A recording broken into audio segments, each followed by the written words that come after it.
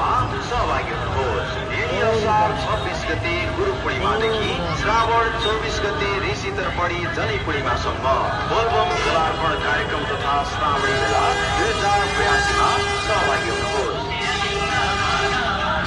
नेपाल तथा विदेशमा पनि परिचित धार्मिक प्रतिष्ठाको उच्च दरबार सैना महिना 1मा अवस्थित स्वयं उत्पत्तिमान श्री फरुवा परमेश्वर शिव ज्योतिर्लिङ्ग बोलबम धाममा विगतका वर्षहरूमा चाहिँ यस वर्ष पनि कपिलवस्तु जिल्लाको बाणगङ्गा लक्ष्मण घाट, सैना महिना 3को कालीरह, नवलपरासी जिल्लाको त्रिवेणी धाम तथा पाल्पा, गुल्मी र स्याङ्जाको संगम स्थल, रेडी रोल क्षेत्र लगायत स्वदेश तथा मित्र राष्ट्रहरूका पवित्र धार्मिक तीर्थस्थलहरूबाट वैदिक विधिपूर्वक गंगाजल, कावड र कमण्डलमा उठाई बोलबमको भजन कीर्तन सहित पैदल यात्रा तथा सवारी साधनको यात्रा सहित साधु सन्त महन्तका साथ रथको विशेष शोभायात्राद्वारा श्री फरुवा परमेश्वर बोलबम धाममा गरिने जलार्पण कार्यक्रममा सहभागी भए।